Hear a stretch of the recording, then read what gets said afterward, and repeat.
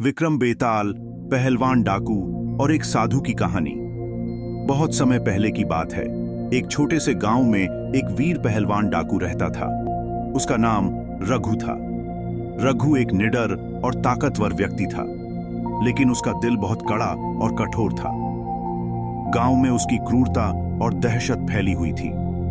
वह दिन रात लोगों से लूटपाट करता और निर्दोषों को तंग करता।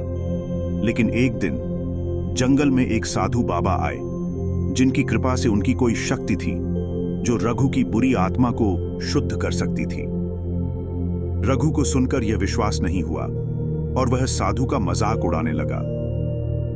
एक दिन साधु बाबा ने रघु से एक चुनौती रखी। उन्होंने कहा, तुम्हें मेरे पास आकर मुझे हराने की कोशिश करनी चाहिए।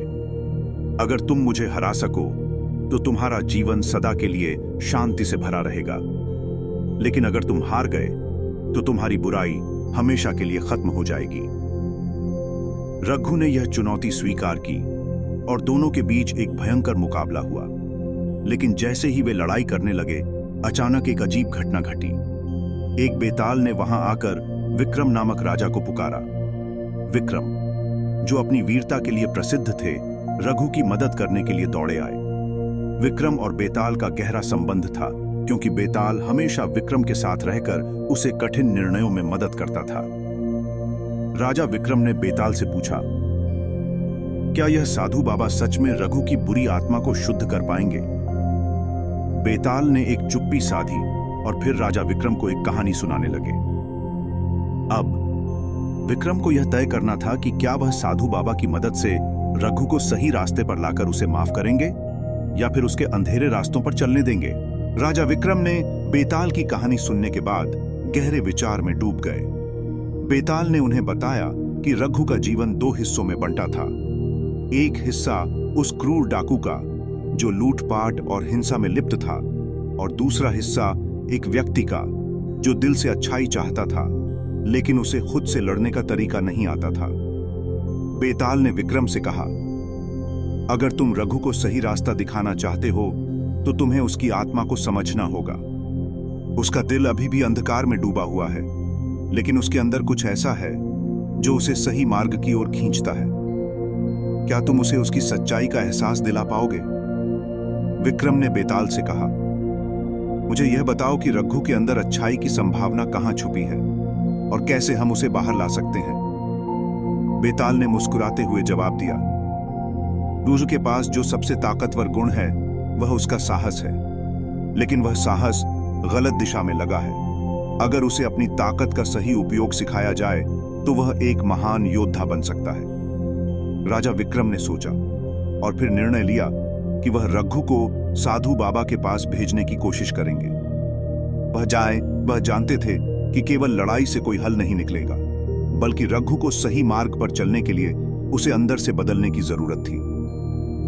विक्रम रघु के पास गए और उसे चुनौती दी, अगर तुम सच में अपनी शक्ति का सही उपयोग करना चाहते हो तो साधु बाबा से मिलो और उनकी शिक्षाएं अपनाओ। यह तुम्हारी आखिरी परीक्षा होगी। रघु, जो हमेशा अपनी ताकत पर गर्व करता था, थोड़ी देर के लिए चुप रहा। फिर उसने कहा, मुझे नहीं पता कि साधु बाबा मुझे क्या सिखाएंगे, लेकिन अगर यह मुझे मेरी राह बदलने में मदद कर सकता है तो मैं उनके पास जाऊंगा। इस पर विक्रम और रघु दोनों साधु बाबा के पास पहुंचे। साधु बाबा ने रघु को देखा और उसकी आंखों में एक गहरी पीड़ा महसूस की। वह बोले, तुम्हारी राह पर एक बहुत बड़ा अंधकार है रघु, लेकिन याद रखो, अंधकार में एक दीपक की एक छोटी सी लौ भी बड़ी रोशनी दे सकती है। साधु बाबा ने रघु को ध्यान, तपस्या और सेवा का पाठ पढ़ाया। उन्होंने उसे बताया कि केवल बाहरी शक्ति से कोई महान नहीं बनता, बल्कि अंदर से उसे शुद्ध करना और सत्य के मार्ग पर चलना उसे सच्चा बल देगा। रघु ने बाबा की बातें सुनी और धीरे धीरे उसमें बदलाव आने लगा। लेकिन तभी एक रात एक संकट आ गया। जंगल में एक बुरा तूफान आया और रघु और विक्रम दोनों एक बड़ी खाई के किनारे फंस गए। खाई के नीचे गहरी नदी बह रही थी और कोई भी सुरक्षित निकलने का रास्ता नहीं दिख रहा था।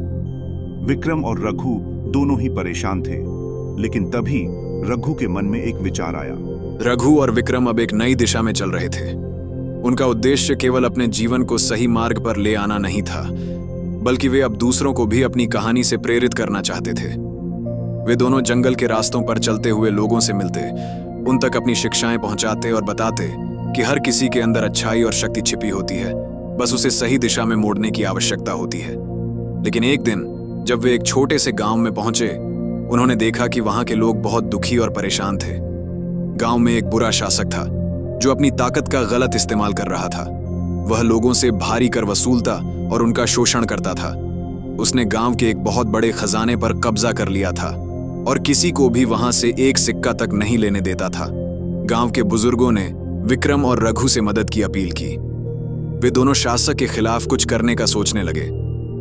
रघु के मन में एक विचार आया, हमारे पास बाहरी ताकत नहीं है, लेकिन हमें अपनी आंतरिक शक्ति का सही उपयोग करना होगा।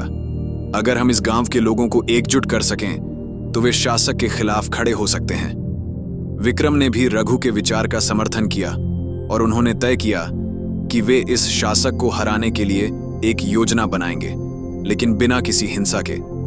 उन्होंने गांव के लोगों को एकत्र किया और उन्हें बताया कि असली शक्ति एकता में है। रघु ने गांव वालों से कहा, हम सबकी शक्ति एक साथ मिलकर सबसे बड़ी ताकत बन सकती है। अगर हम अपने हक के लिए एकजुट हो जाएं, तो हम शासक को हराने में सफल हो सकते हैं। गांव के लोग धीरे धीरे रघु और विक्रम के साथ आ गए और शासक के खिलाफ खड़े हो गए। शासक को यह देखकर बहुत गुस्सा आया, लेकिन वह नहीं समझ पाया कि लोग अचानक इतना साहस कैसे दिखा रहे हैं। उसने उन्हें धमकाने की कोशिश की, लेकिन अब गांव वाले डरने वाले नहीं थे। रघु ने शासक से कहा, तुमने अपनी शक्ति का गलत उपयोग किया है। यह समय है कि तुम इसे सही दिशा में लगाओ। शासक हंसी में बोला, तुम मुझे सिखाओगे? तुम कौन होते हो?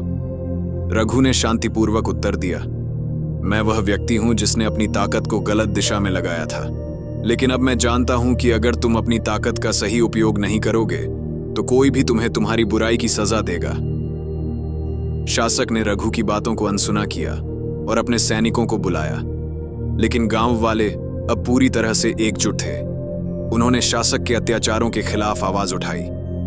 विक्रम और रघु ने यह सुनिश्चित किया कि गांव वाले शासक से लड़ने के बजाय केवल अपनी आवाज उठाकर अपने अधिकारों को प्राप्त करें। शासक को अब समझ में आया कि उसकी ताकत केवल डर और शोषण से नहीं, बल्कि उसे अपनी प्रजा का विश्वास जीतने से आती।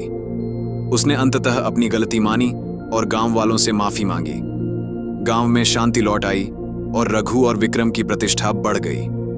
उन्होंने लोगों को यह सिखाया कि ताकत केवल बाहरी नहीं, बल्कि आंतरिक बल से आती है। रघु ने अब पूरी तरह से यह समझ लिया था कि उसकी असली शक्ति सिर्फ शरीर में नहीं, बल्कि उसके दिल और आत्मा में थी।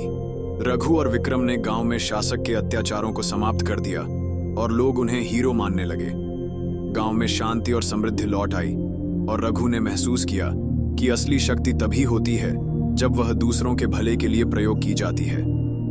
विक्रम ने रघु को देखा और उसकी आंखों में एक नया आत्मविश्वास देखा, लेकिन रघु की यात्रा अभी खत्म नहीं हुई थी।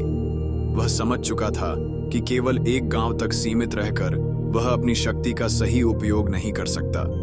उसका दिल अब और अधिक बड़े उद्देश्य के लिए धड़कता था। उसने विक्रम से कहा, राजा विक्रम, हम दोनों ने इस गांव की मदद की, लेकिन मेरा दिल कहता है कि अब हमें और भी जगहों पर अच्छाई फैलानी चाहिए।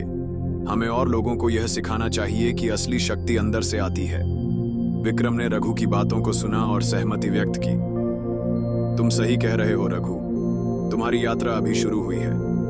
अगर हम दुनिया को बदलना चाहते हैं तो हमें अपनी यात्रा को और दूर तक ले जाना होगा। इसके बाद रघु और विक्रम दोनों ने मिलकर यात्रा पर निकलने का निर्णय लिया।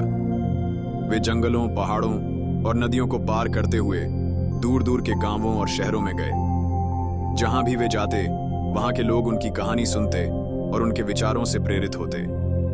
रघु की ताकत अब न केवल शरीर में थी, बल्कि उसके शब्दों और कर्मों में भी शक्ति थी। वह अब लोगों को शांति, प्रेम और सच्चाई का महत्व समझाने लगा था। एक दिन वे एक बड़े नगर में पहुंचे, जहां एक अत्याचारी सम्राट शासन कर रहा था। वह सम्राट अपने बल पर लोगों को डराता और अपनी इच्छाओं के लिए सब कुछ छीन लेता था। नगर के लोग बहुत परेशान थे, लेकिन कोई भी सम्राट के खिलाफ खड़ा होने की हिम्मत नहीं करता था। जब रघु और विक्रम नगर में पहुंचे तो लोगों ने उन्हें अपनी परेशानियां बताईं। रघु ने महसूस किया कि इस बार चुनौती और भी बड़ी थी।